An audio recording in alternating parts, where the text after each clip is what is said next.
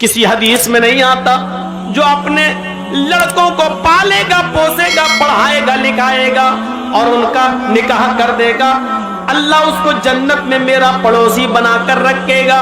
ये कहीं नहीं कहा तो अल्लाह के नबी ने क्या कहा? जिन लड़कियों को जिंदा दफन कर दिया जाता था, 4-4 साल पाल पोस कर जिनको पकड़कर दफन कर दिया जाता था, नबी अकरम सल्लल्लाहु अलैहि वसल्लम उन लड़कियों को इज्जत देते हैं जिस बाप की 3 बेटियां होंगी और जिसने उनको पाला होगा, बड़ा किया होगा, उनको पढ़ाया होगा, उनको अच्छा अदब सिखलाया होगा। अल्लाह के नबी फरमाते हैं ये तीनों बच्चियां फिर उसने जिनकी शादी कर दी होगी, उन बच्चियों का निकाह कर दिया होगा, उनका घर बसा दिया होगा, उनको दीनदार लड़कों के निकाह में दे दिया होगा। कयामत के दिन ये बच्चियों का बाप इन 3 लड़कियों की शादी कराने वाला कयामत के दिन मेरा पड़ोसी बनकर रहेगा। फिर आपने फरमाया जिसकी 2 बेटियां हैं, 2 बेटियों को पढ़ाने और लिखाने वाला भी कयामत के दिन मेरा पड़ोसी बनकर रहेगा। फिर एक सहाबिया उठी रोती हुई कहने लगी, अल्लाह के नबी मेरे पास तो 3 बेटियां नहीं है, 2 भी नहीं है, मेरे पास तो एक ही है। अल्लाह के नबी फरमाते हैं एक बेटी को ही पढ़ा लिखा, अच्छा अदब सिखला, उसकी शादी किसी दीनदार लड़के के साथ बालिग हो जाने के बाद कर दे, वो एक बच्ची की परवरिश करने वाला भी कयामत के दिन मेरा पड़ोसी बनकर रहेगा।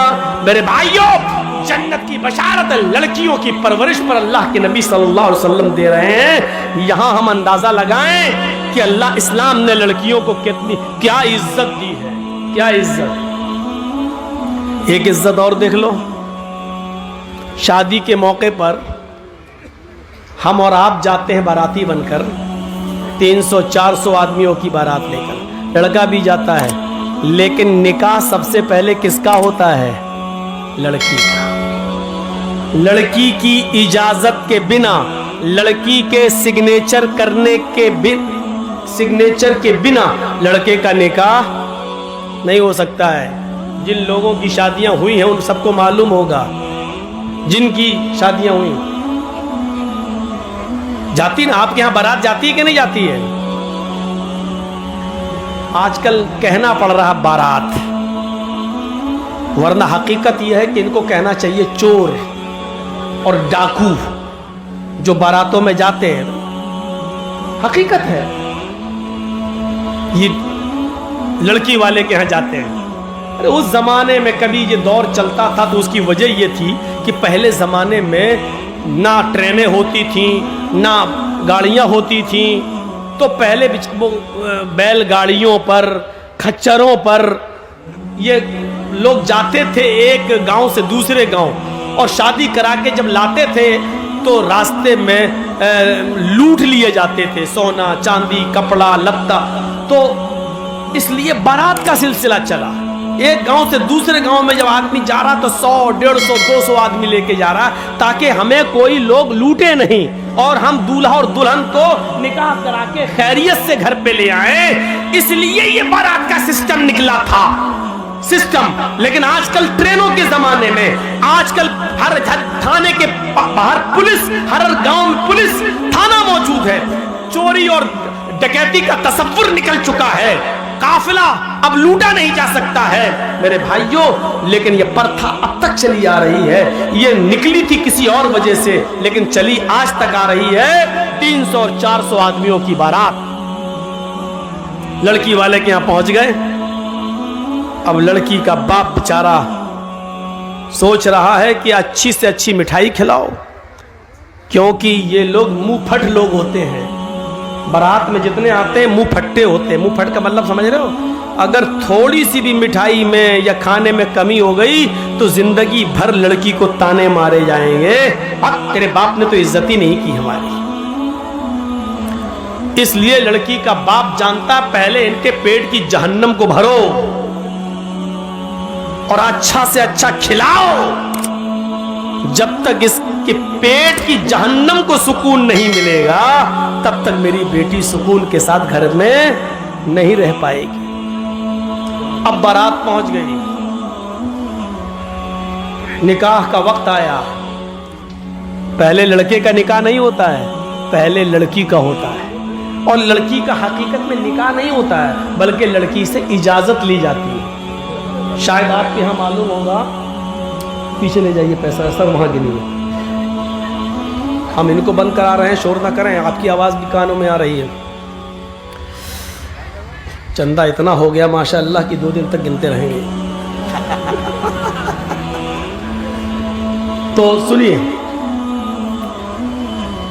لڑکی کی اجازت لیتی، آپ لوگوں میں جس کا نکاح ہوا ہوگا معلوم ہوگا، ایک وکیل ہوتا ہے اور 2 گواہ۔ وکیل اور گواہ یہ دونوں جاتے ہیں لڑکی کے پاس رجسٹر لے کر، یہ طے ہو جاتا ہے اسی وقت، مہر کتنا ہوگا، یہ کتنا ہوگا، لڑکے کا نام، لڑکے کے باپ کا نام، لڑکے کی عمر، محلہ، گاؤں سب لکھ دیا جاتا ہے، اور پورا مہر اتنا اتنا سب لکھ کے اس کے بعد لڑکی کے پاس جایا جاتا ہے۔ ایک وکیل ہوتا اور 2 گواہ، اور لڑکی کے پاس جب جاتے تو وہ اس لڑکی کو گھیرے رہتی ہیں بہت سی سہیلیاں اس کی اور تمام لڑکیاں، وہاں رجسٹر رکھ دیا جاتا ہے، اور اس وقت وکیل پوچھتا ہے، وکیل کی ذمہ داری ہے کہ وہ پوچھے، سرپرست کی ذمہ داری ہے کہ وہ پوچھے۔ جیسے مان لیجئے کسی لڑکی کا نام زینب ہے یا کسی لڑکی کا نام اسما ہے، تو اب ایسے پوچھا جائے گا، وہ وکیل اتنا جاننے والا ہونا چاہیے، ہر آدمی کو وکیل مت بنائیے۔ اب اس لڑکی سے یہ پوچھے کہ ہاں اسما یا ہاں زینب، فلاں فلاں کی بیٹی زینب، فلاں فلاں کے بیٹے اس نام کا، مثلا محمد اسلم کسی کا نام ہے اور اس کے باپ کا نام محمد اکرم ہے، ہاں محمد اسلم صاحب سن آف محمد اکرم یا اکرم صاحب کے بیٹے محمد اسلم کے ساتھ آپ کا نکاح اتنے اتنے روپے مہر کے عوض، یا اتنا سونا یا اتنی چاندی یا اتنا کپڑا مہر کے عوض آپ کو ان کے نکاح میں دیا جا رہا ہے، کیا آپ اس لڑکے کو نکاح میں قبول کرتی ہیں؟ کیا وہ لڑکا آپ کو قبول ہے؟ وکیل زور سے پوچھے گا، اتنی زور سے کہ اس لڑکی کے کان میں یہ آواز جائے۔ اب 2 طریقے ہیں، ایک چیز تو یہ ہے کہ لڑکی بول دے ہاں مجھے وہ قبول ہے، اور اگر نہیں بولتی ہے، خاموش رہتی ہے، تو وہ بھی کافی ہے۔ اللہ کے نبی نے فرمایا اذنھا سماتھا، اس لڑکی کی خاموشی ہی اس کی اجازت ہے، زبردستی اس سے نہیں کہلوایا جائے گا۔ کچھ جاہل لوگ پہنچ جاتے ہیں، قبول کیا، اب خاموش ہے، بتاؤ بیٹا قبول کیا، بیٹا ہم نے سنا نہیں، بولو قبول کیا۔ اب وہ شرم، بیچاری کنواری لڑکی ہے، شرم آ رہی ہے۔ وہ الگ بات ہے کہ آج کے اس ماحول میں تو واٹس ایپ پہ خوب بات کرتی تھی، اس دن شرما رہی ہے، یہاں تو رات رات بھر چیٹنگ ہوتی رہتی تھی، لیکن اس دن شرما رہی ہے، ایک دکھاوا بھی ہوتا ہے، لیکن ہمیں وہ نہیں دیکھنا، ہمیں حدیث دیکھنا ہے۔ کچھ جاہل لوگ وہاں بار بار پوچھیں گے بولو، اور وہاں اس کی سہیلیاں بیٹھی رہتی ہیں، وہ کوہنی مار مار کے کہتی بول بول، ارے بول دے، ہاں کہتے میں نے قبول کیا، بول بول، اور پھر اس سے زبردستی بلوا کر کہتی ہیں، بیچاری کہتی ہے کہ میں نے قبول کیا۔ جہالت کی ساری حدیں توڑ دی جاتی ہے، یہ سب سے بڑی جہالت ہے کہ اس کے منہ سے کہلوایا جا رہا ہے۔ جب اللہ کے نبی نے کہہ دیا اذنھا سماتھا، اس کی خاموشی اس کی اجازت ہے۔ ایک بار پوچھیے آپ، 3 بار بھی پوچھنے کی ضرورت نہیں ہے۔ سنا نہ ہو تو وہ لڑکی کہے جی کیا کہا آپ نے، تب آپ دوبارہ کہیے۔ جب وہ لڑکی سن چکی ہے آپ کی بات تو دوبارہ آپ کیوں کہہ رہے ہیں؟ 3 بار آپ کیوں کہہ رہے ہیں؟ نہ 2 بار کہنا سنت ہے، نہ 3 بار کہنا سنت ہے، زور سے بولنا ضروری ہے۔ آپ پہلی بار اتنی زور سے بولیے کہ لڑکی سن لے، ہاں زینب فلاں کی بیٹی، آپ کا نکاح محمد اسلم اکرم صاحب کے بیٹے کے ساتھ 5,000 रुपए मबलग महर अलावा नान नफका आपको उनके निकाह में दिया जा रहा है। क्या आप उस लड़के को कबूल करती हैं? इतनी जोर से आप बोल दीजिए पहली बार। शर्म से उसका सर नीचे झुक जाएगा। उसकी खामोशी उसकी इजाजत है। अगर वो खामोश है तो समझ लो कि उसने इजाजत दे दी। रजिस्टर आगे बढ़ा दीजिए, उससे साइन करा लीजिए और लेके चले आइए और कहिए कि लड़की ने साइन कर दिए हैं, लड़की ने इजाजत दे दी है। उसके मुंह से कबूल है का लफ्ज जबरदस्ती मत कहलवाइए। आप ये इस्लामिक प्रोग्राम निज़ामे हक प्रोडक्शन की जानिब से देख रहे हैं। आप हमारे चैनल को सब्सक्राइब करें, वीडियो को शेयर, लाइक और कमेंट करें।